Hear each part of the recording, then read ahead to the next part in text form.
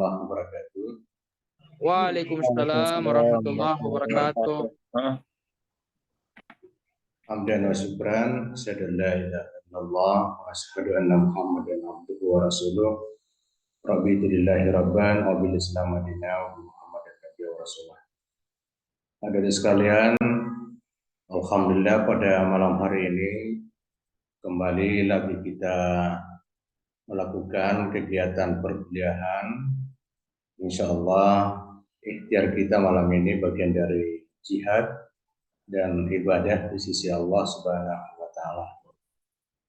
Salam dan taslim buat Nabiullah Muhammad sallallahu alaihi wasallam sebagai suri teladan buat kita semua. Pada malam hari ini tentu kita akan sharing materi inti dari mata kuliah pengembangan bahan ajar dan disesuaikan dengan konsentrasi kita di prodi pendidikan agama Islam. Ya. Jadi tema sentral kita pada malam ini adalah tahapan pengembangan bahan ajar. Jadi bahan ajar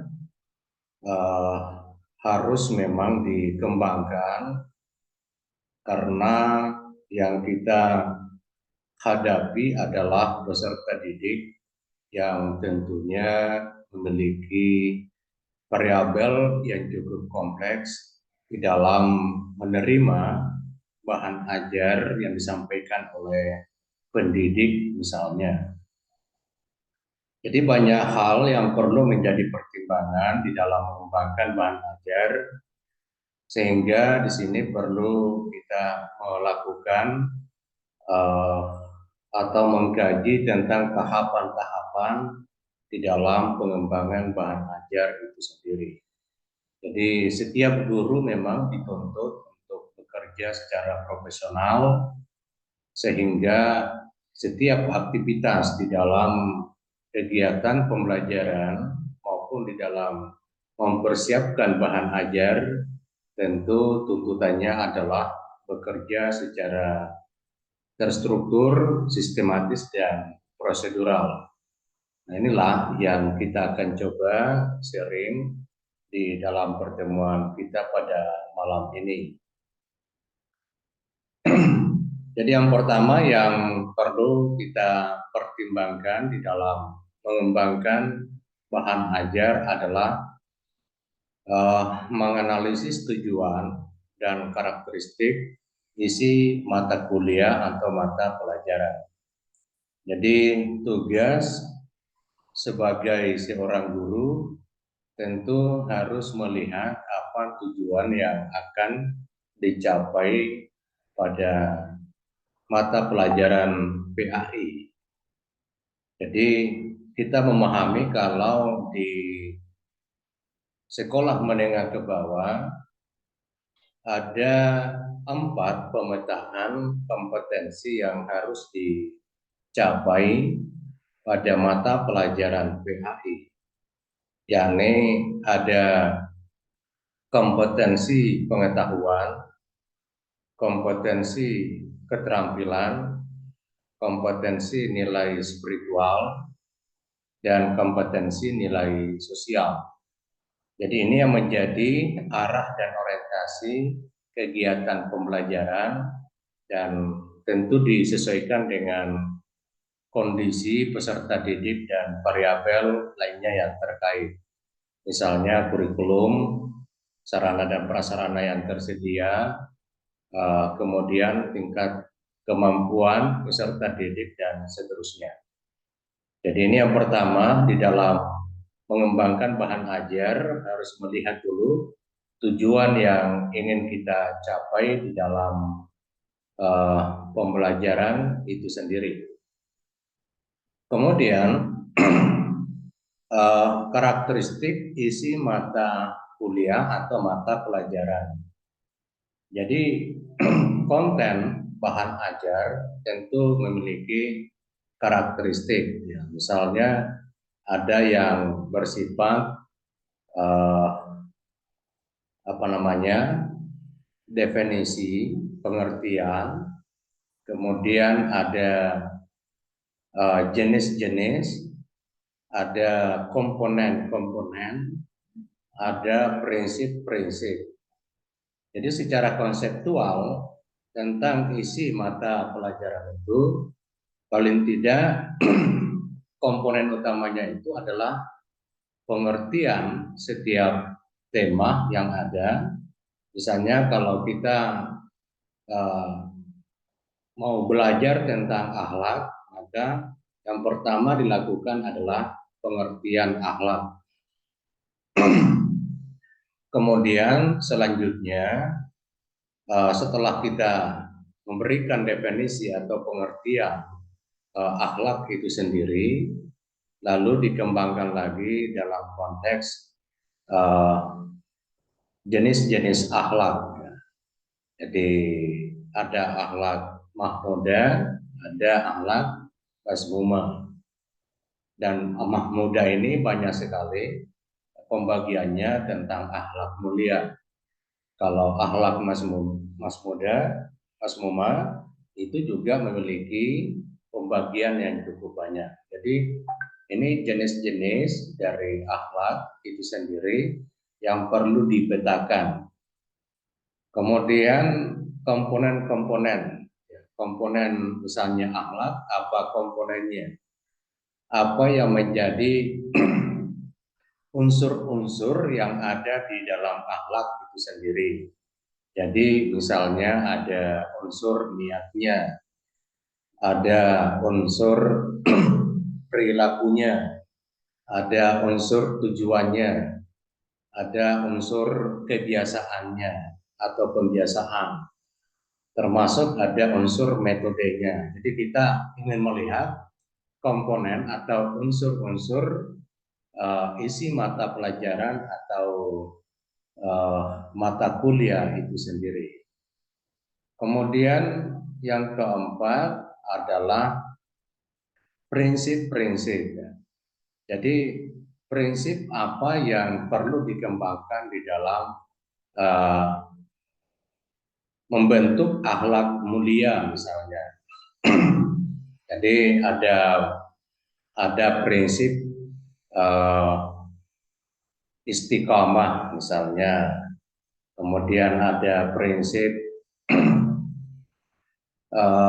melakukan sesuatu tanpa proses berpikir, ada prinsip kemaslahatan, ada prinsip kesabaran. Jadi ini tentunya di dalam melihat karakteristik isi atau konten bahan ajar itu paling tidak ada tadi 4 komponen itu. Jadi ada konteks definisi atau pengertian, ada jenis, ada komponen, dan ada prinsip. Jadi inilah yang perlu dipetakan pada awal pengembangan bahan ajar. Jadi mata pelajaran PAI misalnya apakah di SMA atau di SMP atau di SD, kira-kira dari sisi tujuan tadi ada 4 tujuan yang menjadi landasan di dalam pengembangan bahan ajar. Ada dari sisi pengetahuan, keterampilan, spiritual, dan sosial itu sendiri.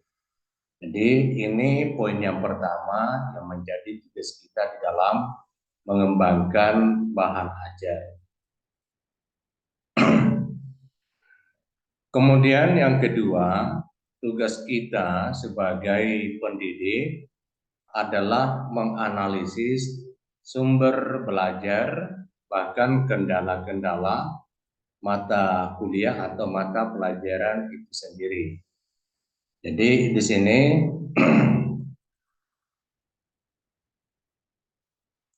ya, tentu kita memahami tentang apa itu sumber belajar. Jadi sumber belajar ini segala sumber yang dapat menciptakan atau membantu peserta didik untuk belajar.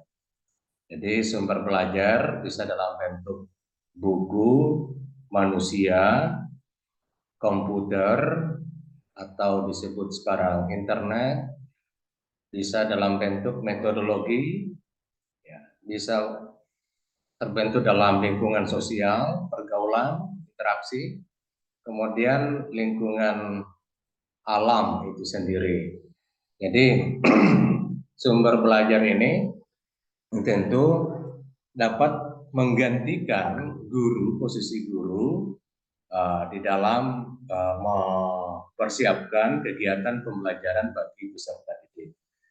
Jadi setiap sumber belajar kita perlu mengidentifikasi apa kendala-kendala, hambatan-hambatan yang bakal terjadi ketika kita menciptakan kegiatan pembelajaran yang kondusif.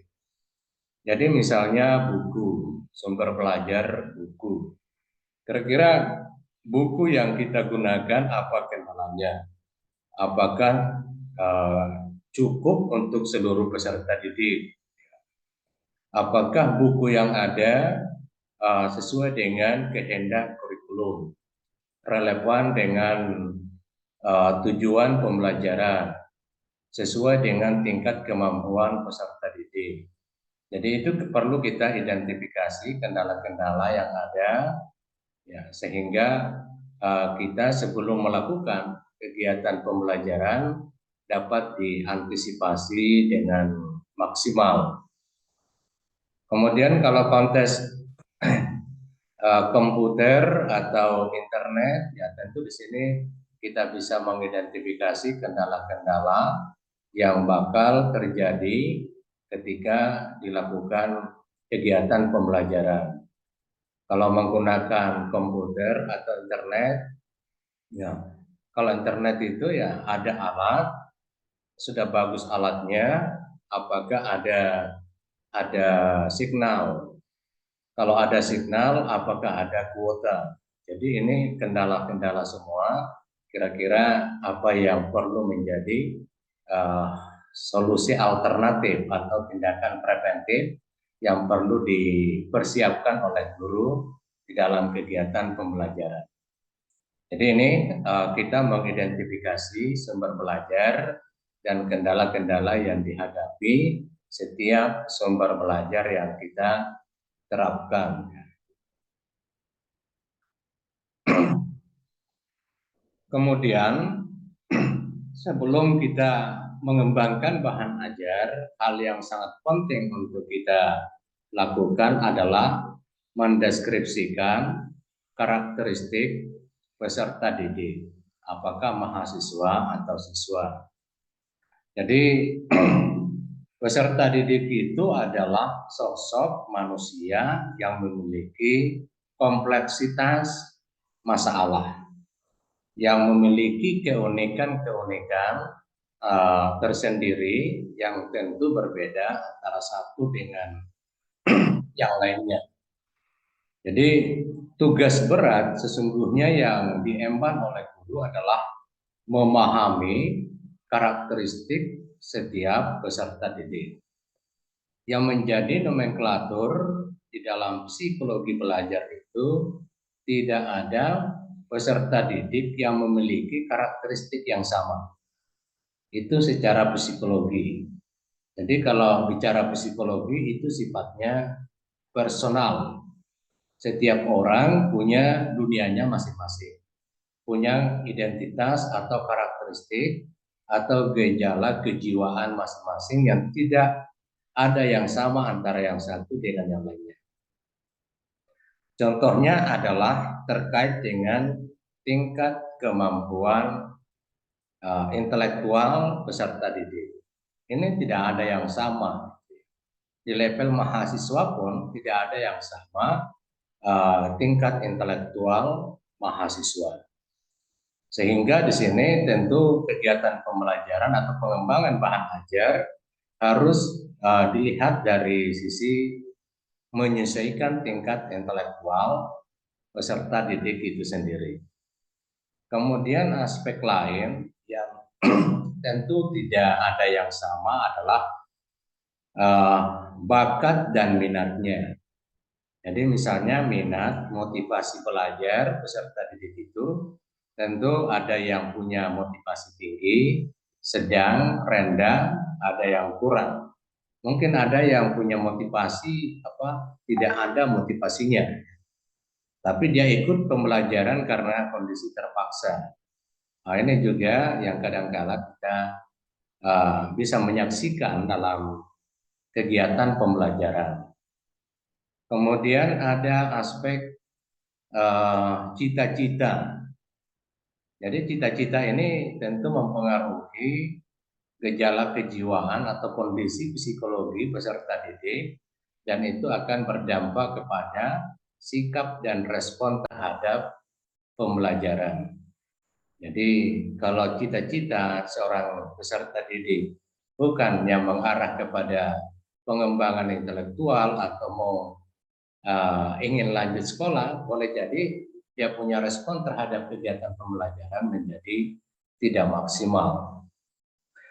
Kemudian ada yang disebut dengan gaya belajar.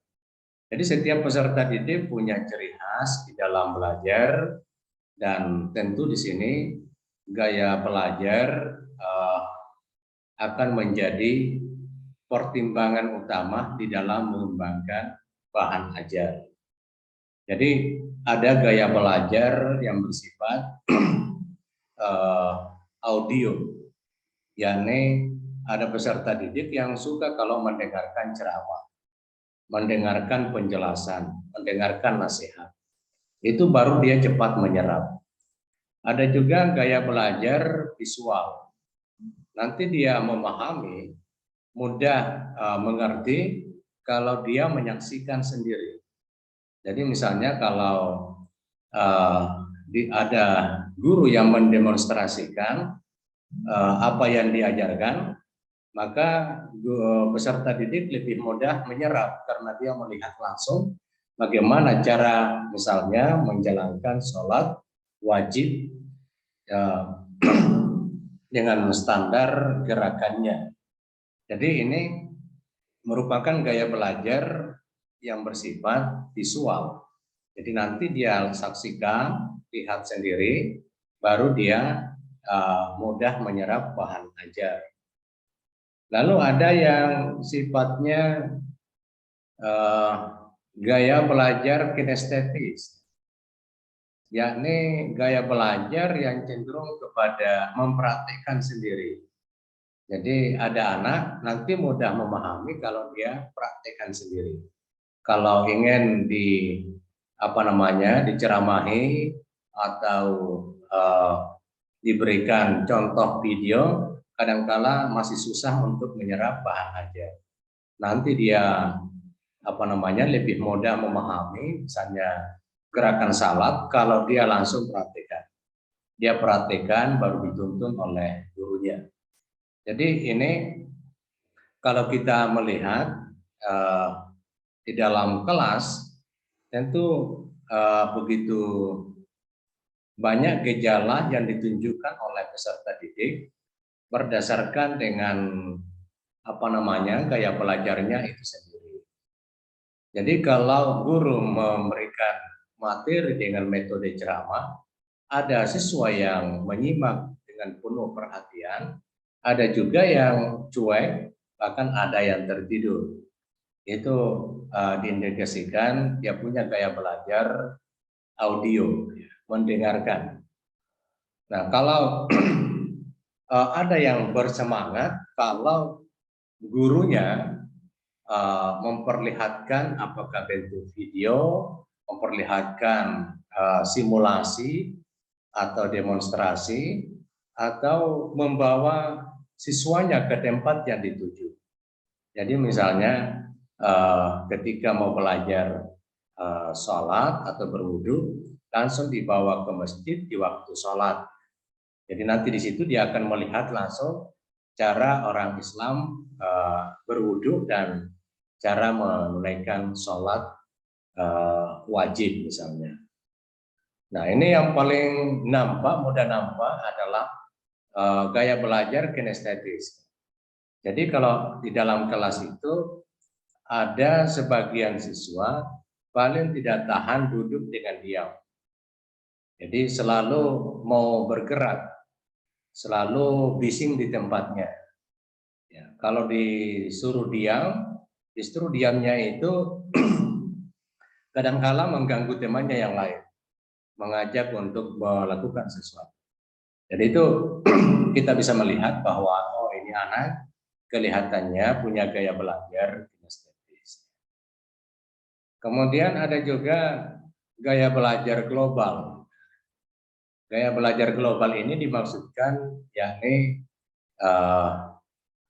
dapat melakukan 2-3 pekerjaan di saat yang sama. Tapi memang gaya belajar seperti ini cukup rumit, langka karena tentu tergantung kepada kapasitas dan kompetensi setiap individu. Jadi misalnya ada yang bisa menghafal atau mudah menghafal bahan ajar yang diberikan kalau dia menghafal sambil menulis. Jadi dia tulis misalnya lafaz doa sambil dia hafal. Jadi dua kegiatan yang dia lakukan, menulis dan menghafal, ini merupakan bagian dari gaya belajar global itu sendiri. Jadi tugas guru sesungguhnya yang sangat berat adalah bagaimana memahami karakteristik peserta didik dalam kaitannya dengan belajar. Dan inilah yang disebut dengan prinsip perbedaan individual di dalam kegiatan pembelajaran di kelas. Cuma masalahnya selama ini setiap guru merancang, mendesain perangkat pembelajaran, tidak ada yang mengundang peserta didiknya untuk mendiskusikan apakah perangkat pembelajaran yang disiapkan oleh guru sesuai dengan gaya belajar, keinginan, ekspektasi dari peserta didik itu sendiri. Jadi itu menjadi problem selama ini, seringkali terjadi gap, ada problem di dalam kegiatan pembelajaran karena apa yang disiapkan oleh guru tidak sesuai dengan hasrat dan minat belajar peserta didik itu sendiri.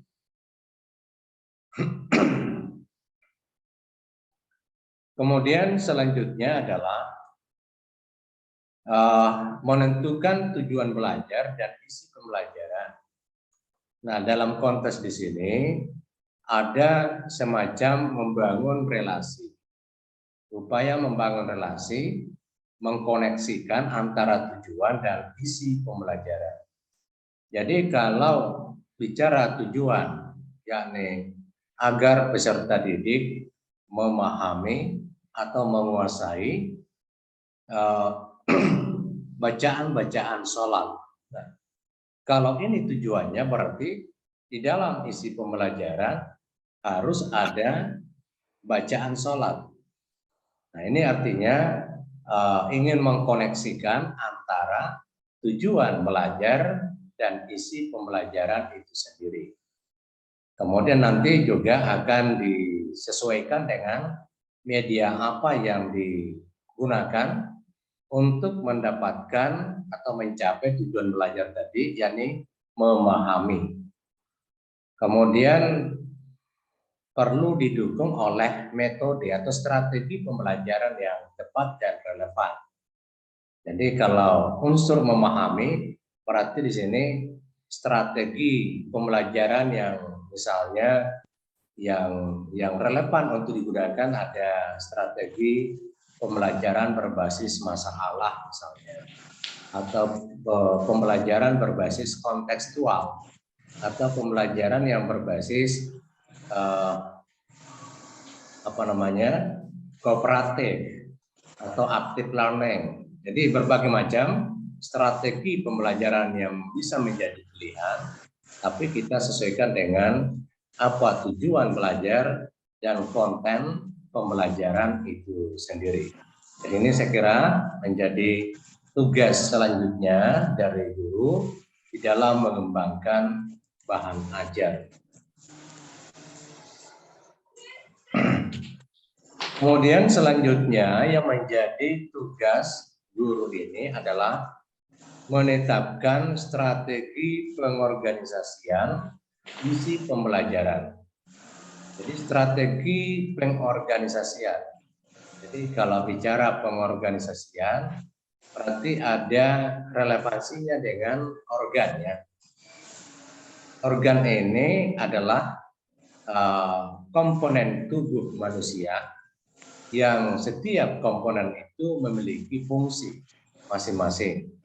Dan setiap komponen punya keterkaitan dengan komponen yang lain, sehingga di dalam melakukan aktivitas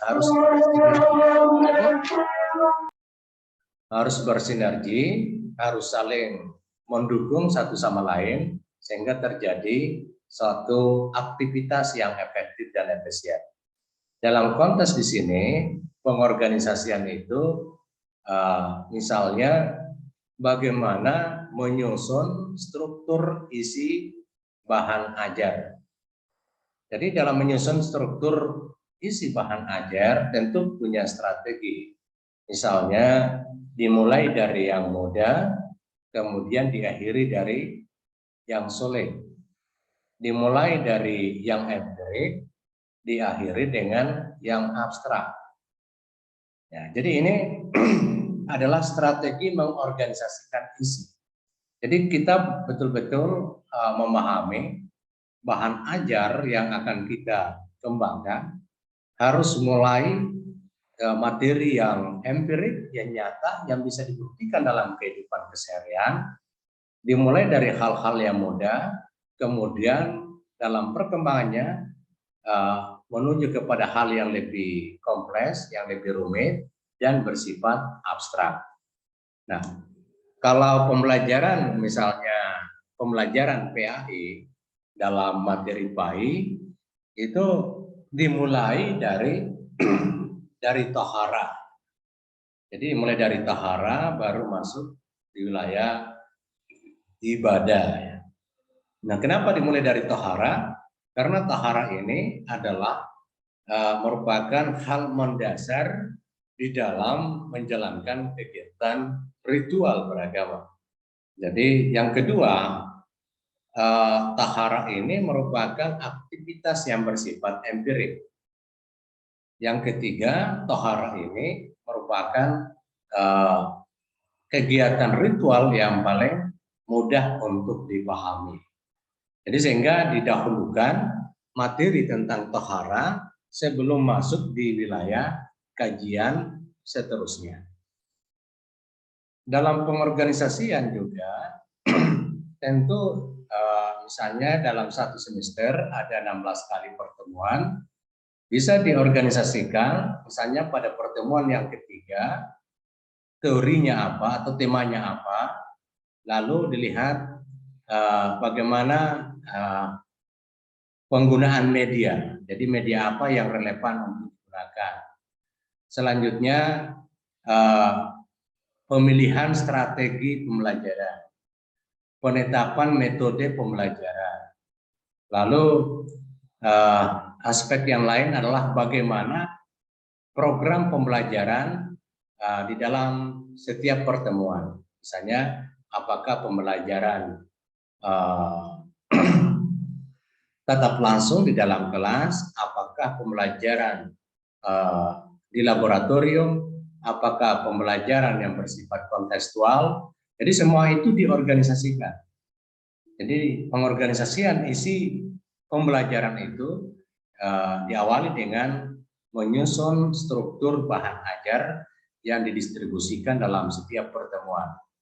Nah, setiap pertemuan juga perlu ditetapkan ini materinya, cocoknya, pengalaman pembelajaran seperti apa yang harus digunakan. Jadi itu bagian dari pengorganisasian isi pembelajaran itu sendiri.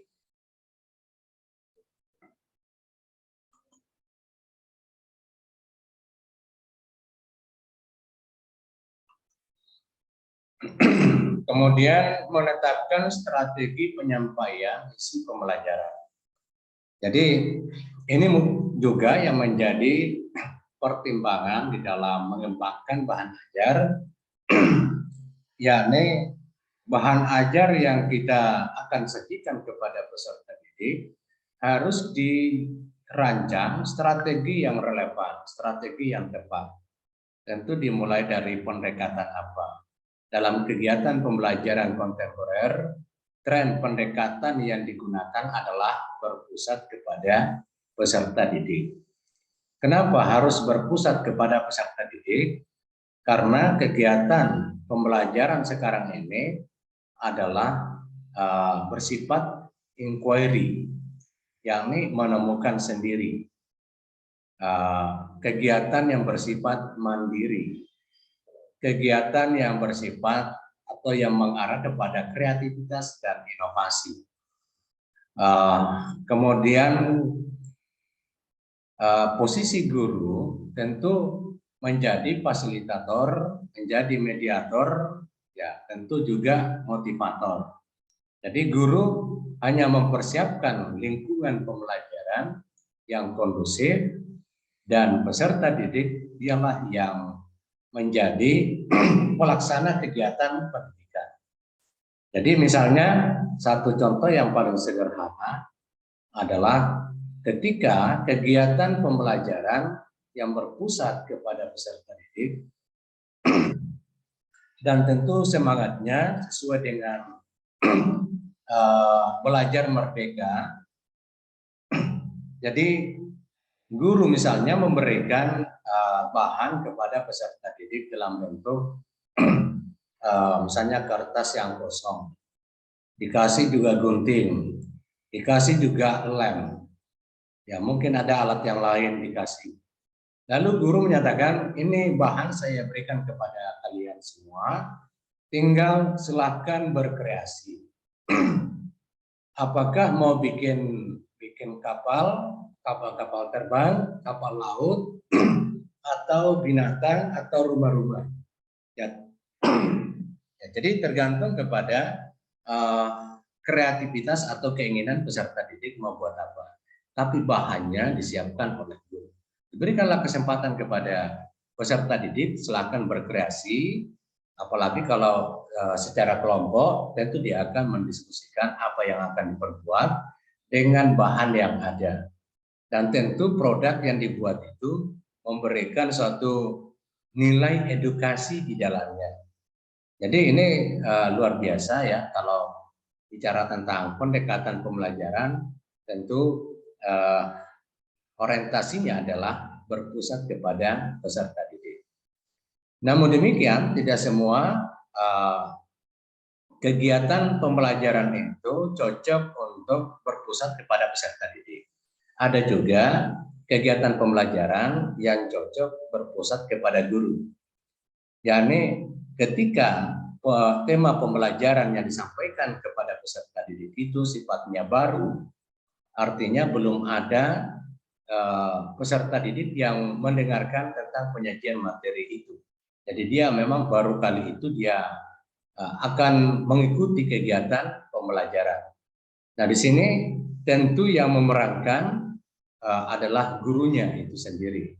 Jadi kalau berpusat kepada peserta didik tentu ada kekhawatiran salah paham, salah mengerti tentang bahan itu karena sifatnya sesuatu yang baru kepada peserta didik.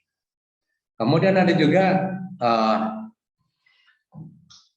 yang disebut kenapa mesti guru sebagai pusat pembelajaran, itu kalau konten yang diajarkan adalah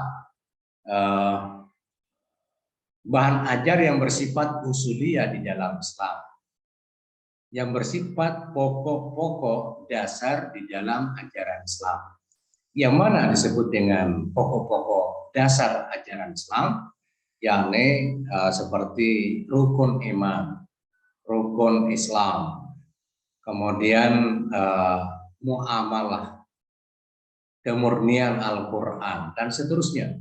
Jadi hal-hal yang bersifat prinsip, ajaran dasar di dalam Islam maka biasanya guru menggunakan strategi pendekatan yang berpusat kepada guru itu sendiri. Kenapa? Karena kalau materi inti, materi substansi seperti ini yang disampaikan kepada peserta didik, ada kekhawatiran jangan sampai dia melahirkan keraguan terhadap masalah-masalah akidah atau ajaran mendasar di dalam Islam itu sendiri.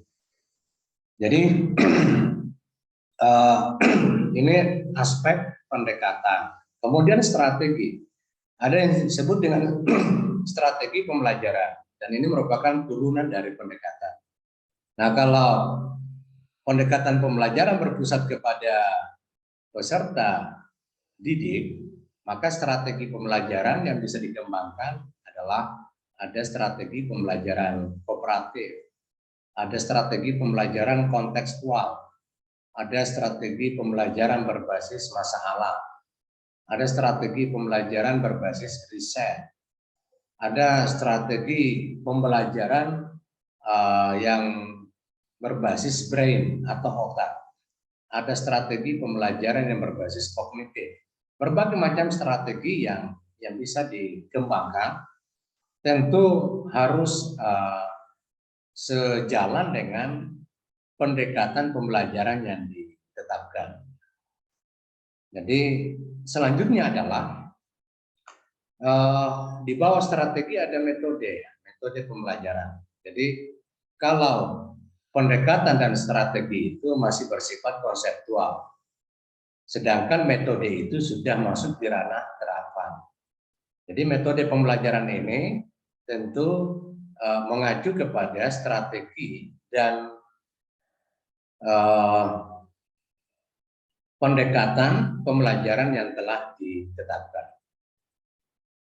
Namun demikian, metode pembelajaran yang dipilih tentu di sini menyesuaikan dengan komponen-komponen lain. Seperti tadi ada komponen peserta didik, komponen tujuan pembelajaran, komponen sarana dan prasarana atau media pembelajaran, ada komponen kemampuan budget keuangan.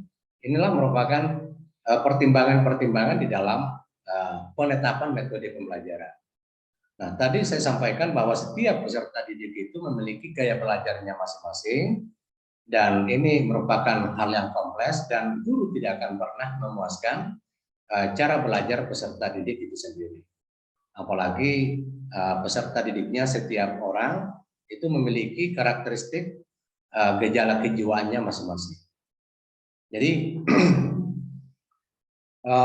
selanjutnya di bawah metode ada teknik. Jadi sebelum saya membahas tentang teknik pembelajaran, tadi saya kembali ke metode, bahwa kecenderungan guru-guru sekarang menerapkan metode itu bersifat varied method, yakni metode bervariasi. Jadi dengan metode bervariasi inilah tentu harapannya adalah bisa mengakomodir seluruh gaya belajar yang dimiliki oleh peserta didik. Jadi di situ misalnya varied methods itu bervariasi, dilakukan dengan ceramah, diselingi dengan penugasan atau kegiatan kelompok atau presentasi, diselingi dengan candaria dan seterusnya. Di situ adalah bagian dari metode bervariasi. Jadi setiap kali pertemuan ada beberapa metode yang kerap digunakan oleh guru demi memudahkan kegiatan pembelajaran yang efektif dan efisien. Kemudian ada teknik. Jadi teknik-teknik pembelajaran di sini lebih mengarah kepada bagaimana tindakan yang dilakukan di dalam kelas untuk membangkitkan motivasi pelajar. Jadi misalnya ada teknik penggunaan ICT di dalam kegiatan pembelajaran. Ada teknik pengelolaan kelas. Jadi pengelolaan kelas di sini misalnya pengaturan kursi dan meja, ada tapal kuda, ada yang berbaris, ada satu lingkaran, ada yang berbentuk apalagi seperti dalam prasmanan, ya, setiap meja berkumpul sampai 4-5 orang. Jadi itu adalah merupakan dari teknik pembelajaran itu sendiri. Jadi lebih operasional, lebih teknis untuk membantu metode pembelajaran di dalam menerapkan salah satu metode yang dipilih. Ya, jadi itu tentang teknik. Sedangkan taktik pembelajaran ini adalah uh, suatu kompetensi atau skill personal yang dimiliki oleh setiap guru. Misalnya ada guru yang pintar melawak di dalam kelas. Jadi ini adalah bagian dari teknik. Jadi kalau peserta didiknya mulai jenuh, maka gurunya mulai mengeluarkan jok-jok yang bisa menghibur peserta didik itu sendiri. Itu adalah bagian dari taktik pembelajaran. Ada juga yang hobi menyanyi atau mengaji. Jadi pembelajaran yang diselingi dengan menyanyi atau mengaji. Jadi itu adalah juga bagian dari taktik. Kemudian dari sisi intonasi suara. Jadi intonasi suara di sini tentu yang menjadi pertimbangan itu adalah ketika menyampaikan materi, maka intonasi suara guru akan disesuaikan dengan konten yang disampaikan. Jadi kalau misalnya mengarah kepada narasi kasih sayang, cinta damai, maka diikuti dengan intonasi suara yang lemah lembut. Tapi kalau berbicara tentang perjuangan, bicara tentang ancaman, neraka, dan seterusnya, tentu disertai dengan intonasi suara yang tinggi. Jadi itu bagian dari satu taktik di dalam kegiatan pembelajaran di kelas. Jadi setiap guru punya taktik masing-masing yang dianggap lebih efektif, lebih mudah diterapkan, dan lebih berdampak kepada peserta didik itu sendiri. Jadi itulah tadi bagaimana strategi penyampaian isi pembelajaran di dalam kelas itu sendiri, dimulai dari pendekatan, strategi, metode, teknik, dan taktik pembelajaran.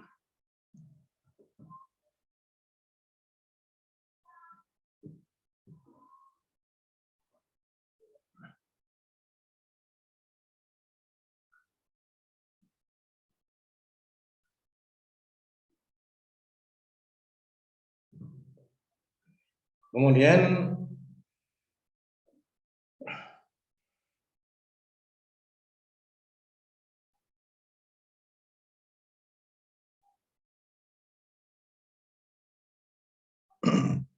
selanjutnya adalah strategi pengelolaan pembelajaran.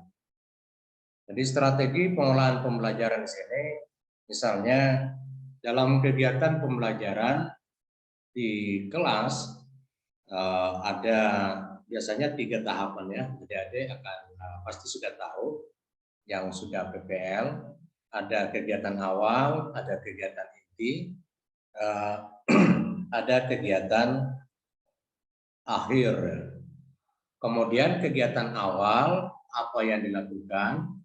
Ya biasanya yang dilakukan itu adalah ada presensi atau absensi, ada orientasi penyampaian tujuan pembelajaran, ada apersepsi menghubungkan materi yang lalu dengan materi yang akan disajikan, kemudian ada motivasi, yakni seorang guru memberikan motivasi kepada peserta didik.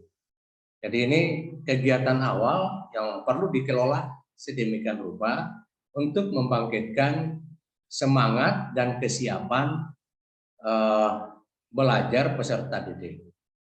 Kemudian masuk di kegiatan inti pembelajaran ada yang disebut dengan elaborasi atau eksplorasi.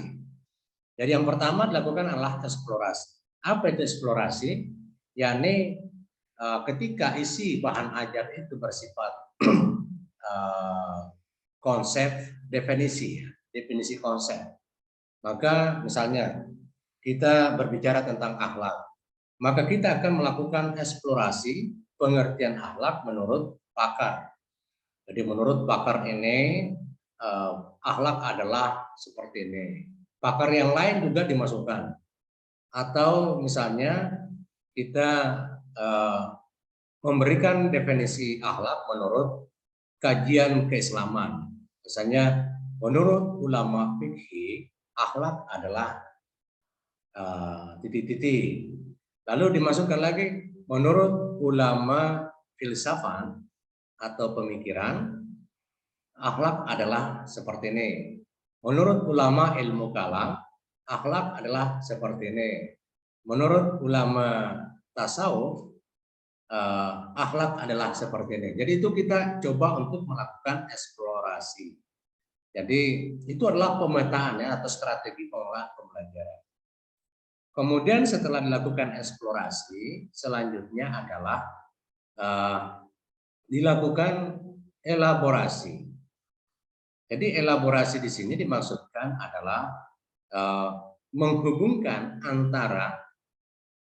menghubungkan definisi yang satu dengan definisi yang lain. Itu mengelaborasi, melakukan kombinasi atau memperkuat relasi antara pengertian yang satu dengan pengertian yang lain. Jadi itu tugas guru mencoba untuk melihat ya bagaimana akhlak,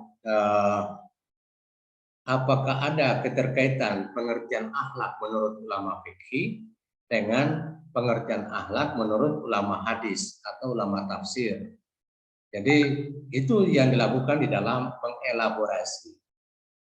Nah, ketika kita sudah menemukan relasi antara pengertian yang satu dengan pengertian yang lain, maka langkah yang ketiga adalah konfirmasi. Jadi konfirmasi di sini di dalam kegiatan inti pembelajaran adalah mencoba untuk menghubungkan ya, akhlak ini dengan kehidupan realitas. Nah, itu namanya konfirmasi. Apakah akhlak yang diamalkan dalam kehidupan umat Islam keseharian sesuai dengan akhlak di dalam ajaran Islam, akhlak yang diajarkan oleh para ulama. Nah, ini namanya konfirmasi. Jadi misalnya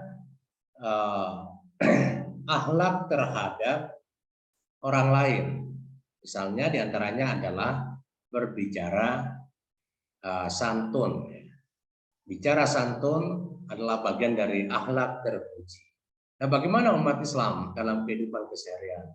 Rupanya juga ada yang berbicara santun, ada juga yang kasar, ada juga yang suka memaki-maki. Nah, itu semuanya adalah bentuk konfirmasi bahan ajar dengan realitas kehidupan. Lalu kita mencoba melihat kenapa dia memaki-maki. Apakah yang keras suaranya bukan bagian dari santun atau dianggap sebagai bentuk suara yang buruk dan seterusnya? Ternyata ya ada juga yang dari sononya punya suara yang keras, tapi substansinya adalah dia berbicara santun. Ya, ada juga yang masih kedengaran santun, tetapi sudah mulai marah ternyata rupanya yang bersangkutan. Jadi itu adalah bagian dari gejala yang tentu di sini setiap guru dibutuhkan kepekaan, kepedulian, sensitivitas. Ya, bagaimana ketika memberikan konfirmasi tentang teori akhlak di dalam Islam menurut pandangan pakar dengan dihubungkan dengan realitas kehidupan sosial, dihubungkan dengan kemajuan kehidupan sekarang ini, dan seterusnya. Jadi ini satu hal yang menarik dalam kegiatan pembelajaran dan saya pikir juga menjadi tantangan setiap guru di dalam mengembangkan atau penguasaan bahan ajar itu sendiri. Karena bahan ajar ini yang menjadi kriteria seorang guru adalah menguasai bahan ajar. Jadi penguasaan bahan ajar ini sesuatu yang mutlak dimiliki oleh setiap guru dan tentunya guru ini dapat ya mendesain bahan ajar ini sesuai dengan situasi dan kondisi di dalam konteks peserta didik ya. Misalnya bagaimana supaya dalam kegiatan inti di pembelajaran peserta didik memiliki motivasi dan respon yang tinggi terhadap kegiatan pembelajaran. Jadi tugas guru ini yakni bagaimana mendesain bahan ajar itu bisa mengarah kepada proximity ya. Yakni bahan ajar itu misalnya bicara tentang akhlak benar-benar dibawa ke dalam ruang kehidupan keseharian peserta didik. Jadi misalnya apa yang kita pelajari akhlak di sekolah selalu kita giring dalam kehidupan sehari-hari peserta didik di kampung misalnya, supaya akhlak itu langsung terserap atau ada terkoneksi dengan aktivitas kehidupan sosialnya di mana dia tinggal peserta didik itu sendiri. Jadi itu sifatnya proximity. Kemudian seorang guru harus mendesain bahan ajar ini yang lebih bersifat novelty, sesuatu yang baru, novelty. Yang mana sesuatu yang baru di sini, yakni bagaimana bahan ajar itu memunculkan atau menghubungkan dengan tindakan dan perilaku manusia kontemporer. Jadi apa ya, tindakan novelty. Jadi misalnya ya, sekarang ini hubungan antara peserta didik dengan guru itu seakan-akan terjalin hubungan apa ya, persahabatan.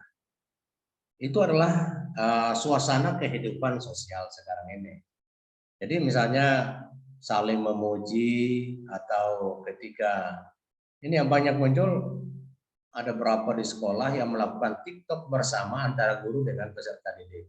Jadi seakan-akan itu bagian dari hubungan persahabatan. Nah, bagaimana dalam konteks pendidikan Islam? Hubungan antara guru dan orang peserta didik. Jadi itu juga bagian dari bagaimana menghadirkan doktrin akhlak itu di dalam kehidupan kekinian. Kemudian tentang penampilan. Jadi bagi yang laki atau yang perempuan, ya misalnya di dalam menutup aurat, ya, kira-kira dalam konteks kekinian itu seperti apa? Jadi misalnya substansi dasarnya adalah menutup aurat, tetapi fashionnya, modelnya penampilan itu ya tergantung dengan trennya misalnya. Jadi yang penting substansinya adalah menutup aurat. Jadi sama halnya itu misalnya keterlibatan perempuan di dalam olahraga, misalnya bola voli. Nah, jadi ada yang menutup aurat itu adalah bagian dari satu bentuk akhlak ya, atau perilaku yang sifatnya kekinian. Jadi ada yang pakai jilbab kemudian ya penampilan seperti itu yang tidak mengundang hal-hal yang negatif bagi penontonnya. Kemudian yang ketiga adalah bagaimana bahan ajar itu didesain sifatnya menggugat konflik. Jadi konflik di sini yakni menggugat peserta didik sehingga peserta didik ini merasa terpancing dan penasaran. Jadi itulah orientasi daripada pengembangan bahan ajar, yakni menggugat peserta didik. Jadi kita tantang peserta didik, kita buat dia penasaran, terpancing, sehingga peserta didik menjadi respon dan termotivasi untuk belajar ya. Jadi itu bagaimana kreativitas dan inovasi guru di dalam mengembangkan bahan ajar dalam kaitannya dengan membangun respon dan motivasi belajar peserta didik. Kemudian yang keempat adalah humor ya. Yakni bagaimana seorang guru menyelingi atau menyisipkan suasana humor di dalam bahan ajar itu. Jadi ini juga sangat penting. Kenapa? Karena kegiatan pembelajaran itu paradigmanya sekarang adalah menggembirakan, yang disebut dengan PICAM ya. Jadi harus dalam suasana enjoyful atau menggembirakan. Jadi bagaimana caranya supaya peserta didik bisa belajar dengan suasana gembira, enjoy, tetapi tujuan tercapai. Dan di sini dibutuhkan skill dari seorang guru untuk menciptakan anekdot-anekdot yang membuat peserta didik bisa terhibur, tapi sifatnya edukatif. Nah, bisa juga menciptakan suasana humor di dalam kelas dengan pendekatan metode atau strategi atau jok-jok yang diberikan dan seterusnya. Jadi ini 4 menjadi dasar di dalam mengembangkan bahan ajar dari sisi membangkitkan peserta didik di dalam respon dan motivasi belajarnya. Yakni tadi ada proximity, ada novelty, ada konflik, dan ada humor itu sendiri.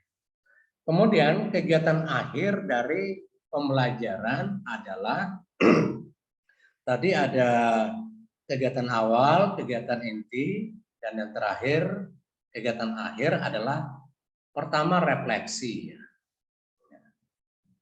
Jadi refleksi di sini yakni ketika kita sudah menyampaikan kegiatan pembelajaran atau bahan ajar kepada peserta didik, lalu kita mencoba memberikan rangkuman,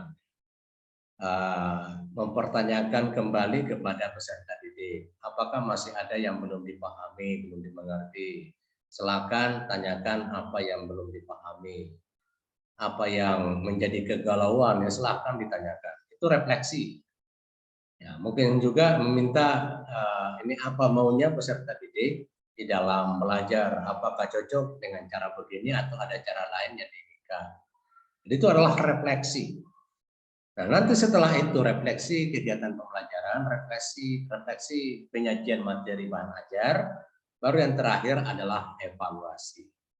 Jadi evaluasi ini tentu untuk mengukur keberhasilan kegiatan pembelajaran, untuk mengukur pencapaian tujuan pembelajaran peserta didik, untuk mengukur hambatan dan tantangan kegiatan pembelajaran. Kira-kira masalah apa yang terjadi dalam proses kegiatan pembelajaran.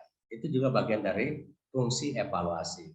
Kemudian untuk menjadi masukan di dalam merancang pembelajaran selanjutnya yang lebih baik. Jadi fungsi dari evaluasi itu ya minimal 4 ya. Tadi untuk mengetahui perkembangan belajar peserta didik, untuk mengetahui pencapaian tujuan belajar peserta didik, untuk mengetahui tentang masalah dan hambatan dalam kegiatan pembelajaran, yang keempat untuk menjadi input masukan di dalam mendesain perangkat pembelajaran ke depan. Jadi inilah strategi pengolahan pembelajaran mulai dari kegiatan awal, yakni ada presensi, persepsi, orientasi, motivasi. Kemudian masuk kegiatan inti, ada eksplorasi, elaborasi, konfirmasi. Kemudian yang ketiga, kegiatan akhir, ada refleksi, dan ada evaluasi.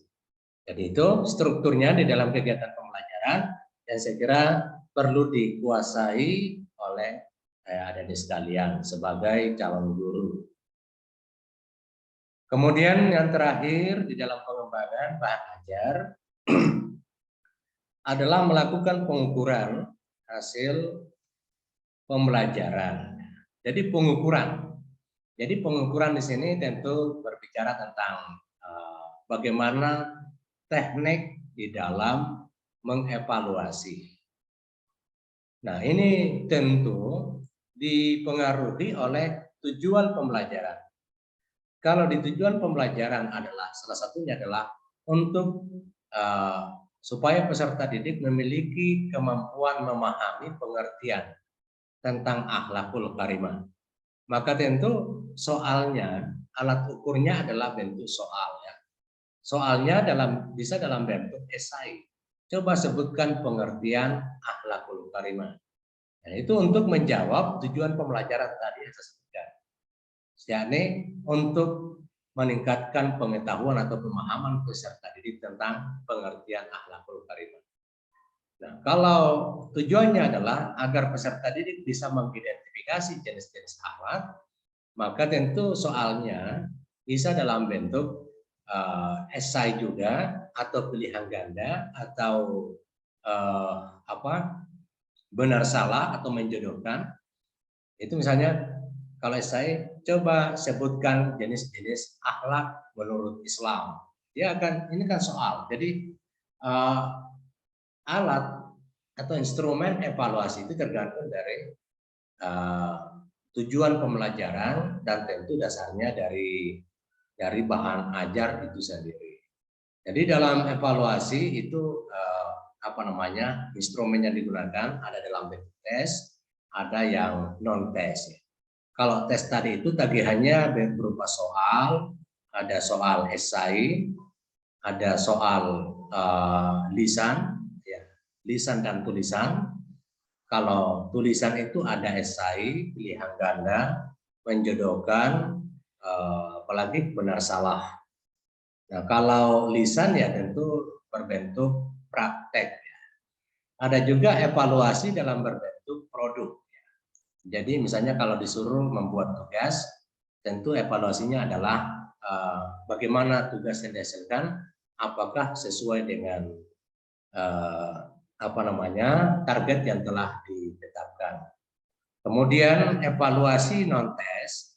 Evaluasi non tes di sini yakni bisa dalam bentuk observasi.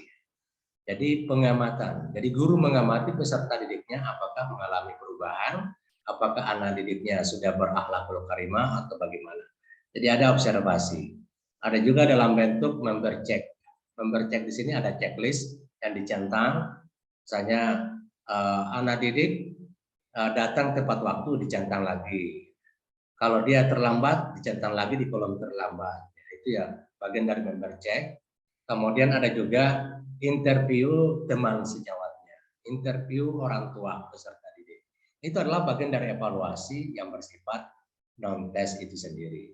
Nah, pengukurannya sesungguhnya tentu melalui dengan hal-hal yang bisa diukur, yang tentu melahirkan angka-angka. Namun demikian, di samping ada pengukuran, juga ada penilaian. Jadi ada hasil ukur dan ada hasil nilai atau penilaian. Jadi kalau misalnya mahasiswa ya, hasil pengukuran itu melahirkan angka yang misalnya 3,5. Nah, nilainya berapa? Nilainya itu amat memuaskan atau dengan pujian. Jadi itulah bentuk istilah pengukuran dan penilaian. Nah, di dalam evaluasi itu ada 3 item, pengukuran, penilaian, dan soal. Soal itu adalah tagihan yang diberikan kepada peserta didik untuk mengukur dan menilai. Jadi saya kira ini adalah merupakan tahapan-tahapan yang perlu dilakukan di dalam mengembangkan bahan ajar. Saya kira peserta atau adik-adik sekalian perlu menguasai tentang tahapan ini, dan segera inilah menjadi substansi dari apa yang seharusnya dilakukan oleh guru di dalam kegiatan pembelajaran. Silakan adik sekalian kalau ada yang ingin bertanya.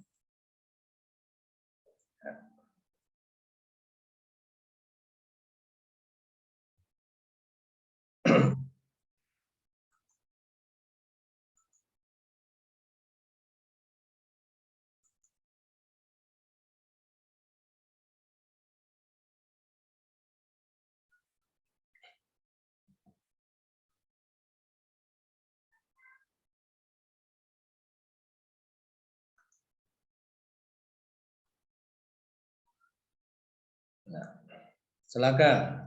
Ini bagian dari penilaiannya.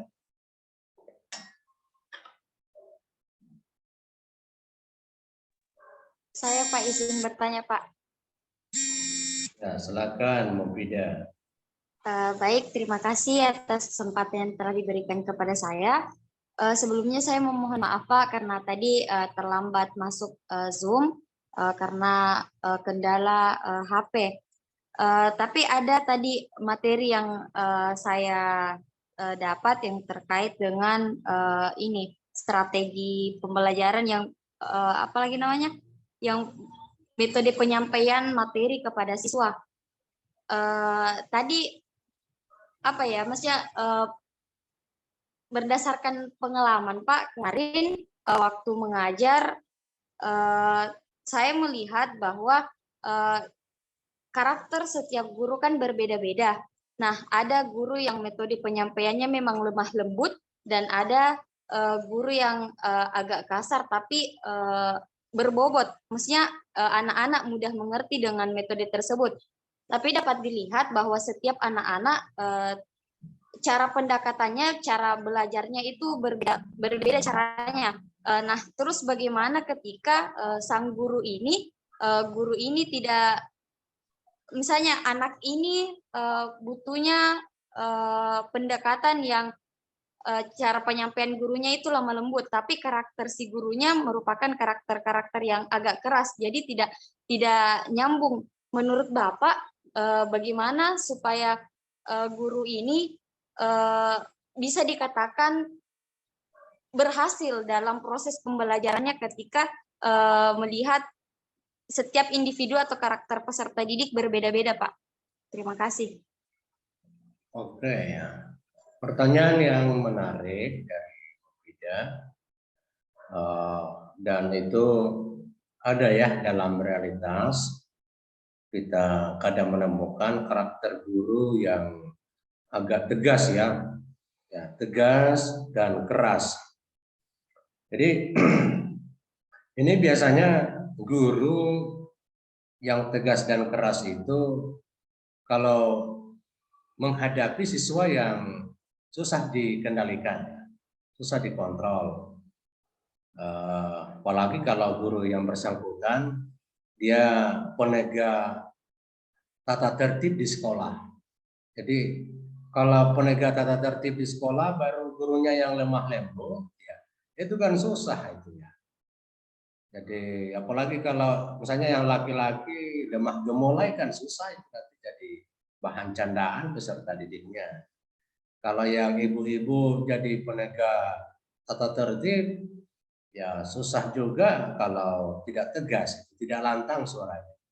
Tapi intinya adalah tentu di dalam kegiatan pembelajaran itu ada namanya reinforcement. Reinforcement itu artinya penguatan. Jadi kalau bahasa Bugisnya reinforcement itu adalah macabolo. Jadi tugas guru itu sekarang ya memang orientasinya ke situ, macabolo. Kalau bahasa saya itu apa ya, masakoi ya, bahasa Mandar ya. Artinya apa ya? Misalnya berhadapan dengan peserta didik, lalu dikasih tahu ya, kamu sebenarnya itu ya punya pikiran yang bagus atau punya potensi yang luar biasa. Cuma terlalu banyak apa ya, waktunya untuk main ya. Jadi andai kata sisipkan waktu 1 jam untuk belajar, kamu akan menjadi pintar seperti yang lain. Jadi bukan orientasi mencaci ya atau mencela, tetapi betul-betul yang dianggap terbelakang misalnya ya tentu tetap diberikan penguatan. Karena setiap peserta didik itu punya potensi. Apalagi kalau dalam aliran optimisme, aliran pendidikan optimisme mengatakan bahwa tidak ada peserta didik yang terbelakang atau yang bodoh.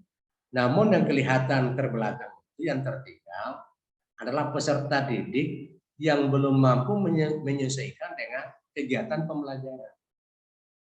Kenapa belum mampu menyelesaikan kegiatan pembelajaran? Ya karena situasi pembelajaran yang disiapkan oleh gurunya tidak pas kepada tuntutan dan ekspektasi peserta didik. Ya, seperti itu. Sama halnya dengan kegiatan pembelajaran perkuliahan di perguruan tinggi. Jadi kadang-kala itu untuk mata kuliah tertentu mahasiswa semangat belajar. Tapi pada mata kuliah yang lain atau dosen yang lain, kadang juga mahasiswa menjadi loyo ya. Pas dia tahu datang dosennya langsung lemas. Nah itu karena apa ya? Ada semacam suasana pembelajaran yang tidak pas dengan yang diinginkan. Jadi kalau selalu serius di dalam kelas itu tidak ada yang suka juga itu ya. Kalau tidak ada selingan-selingan, candaan atau kegiatan-kegiatan yang sifatnya repres, penyegaran kembali, ya tentu membuat cepat jenuh belajar peserta. Kemudian pembelajaran kontemporer itu adalah sifatnya humanis. Humanis di sini menciptakan suasana pembelajaran yang tidak menekan peserta didik. Kalau tertekan peserta didik kan tidak bisa berpikir ya. Kalau tertekan. Jadi kalau baru bicara gurunya dengan suara yang keras, kaget peserta didik, bisa lupa hafalannya. Ya, contohnya ya adik-adik sekalian, kalau saya bilang besok di kampus kita lisan ya mungkin bisa dakdikduk jantungnya itu. Kalau jantung sudah dakdikduk, bisa dilupa semua pelajaran selama ini. Kan begitu. Ini terkait dengan teori belajar. Kalau saya sedikit agak masuk ya. Kalau begitu siapa atau komponen apa yang berpikir dalam diri manusia? Apakah otak, apakah hati, apakah jantung? Siapa yang bisa jawab ini? Yang berpikir dalam diri kita, apakah hati, apakah otak, atau jantung?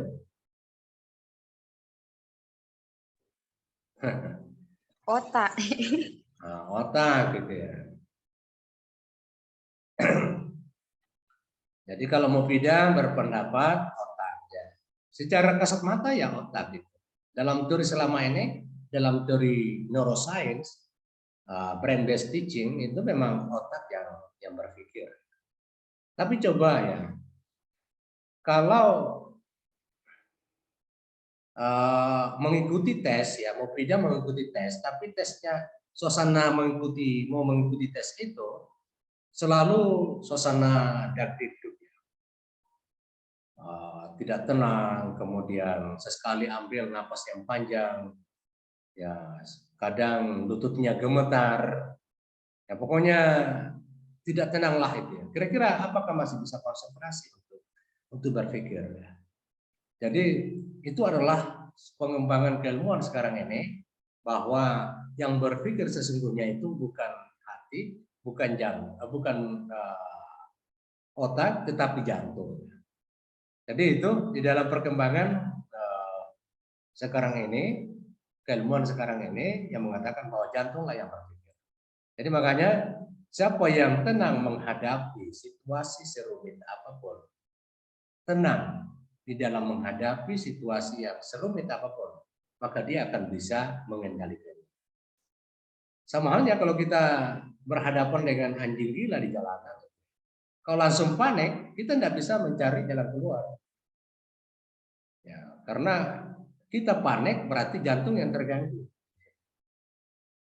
Jadi itu yang berkembang sekarang ini. Makanya kebanyakan gagal peserta didik di dalam mengikuti tes karena ketika berhadapan dengan soal-soal atau berhadapan dengan dosen atau yang menguji, dia perasaannya tidak tenang. Kenapa banyak orang yang tidak lulus dalam tes CPNS misalnya?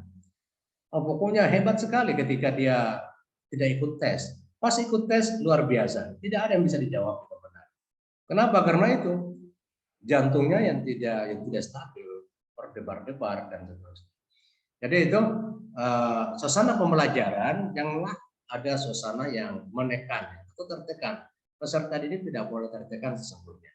Tetapi yang diciptakan adalah penguatan, yakni peserta didik memiliki kesadaran yang tinggi untuk mengikuti pembelajaran dan menganggap bahwa belajar itu adalah sesuatu yang dibutuhkan, sesuatu yang menyenangkan dan seterusnya. Nah, kaitannya dengan itu, yang kita harapkan adalah bagaimana mempertahankan konsistensi sikap dan respon peserta didik dalam belajar yakni mulai dari TK sampai perguruan tinggi. Kalau TK itu marah-marah kalau tidak pergi sekolah, kalau sudah mood ya, sudah menyatu dengan sekolahnya.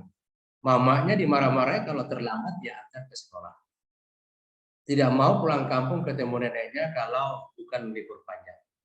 Itu anak-anak karena begitu suka ke sekolahnya, bawa rantang macam-macam. Tapi coba mahasiswa, apakah rasa kegembiraan pergi kuliah sama dengan anak TK? Itu yang bergeser gitu ya. Karena tiba di kampus itu beban menjadi banyak. Ya, tadi penyampaian dari ketua tingkat, pokoknya bulan 2 ujian kompren, kapan santainya, kapan enjoynya? Setiap saat ada ujian ya. Ujian itu kan cobaan ya. Kalau lolos dari cobaan kan ya naik tingkat lagi. Ya, jadi itu ya, kita pergi ke tempat belajar, tempat kuliah, sekolah, itu kita berhadapan dengan berbagai macam masalah. Sehingga dibutuhkan suasana enjoy, happy, senang ketika sampai di kampus atau di sekolah. Jadi dengan demikian bahwa ya memang dalam momen tertentu guru dibutuhkan sikap tegas, sikap keras ya. Itu kondisional ya. Tapi pada sisi yang lain, pada prinsipnya guru sekarang ya tentu diharapkan bersikap lemah lembut ya. Ya sama dengan perintah Allah di dalam Al-Qur'an itu ya. Ud'u ila sabili rabbika bil hikmah wal mau'izatil hasanah wajadilhum billati hiya ahsan. Jadi sampaikanlah, ajaklah orang-orang untuk masuk Islam ya dengan cara yang baik, dengan berdebat, berdiskusi dengan cara yang baik, dengan menggunakan hikmah yakni ilmu pengetahuan. Bukan dengan cara kekerasannya, mengintimidasi, menekan dan seterusnya. Oke, itu komentar saya. Mau pindah.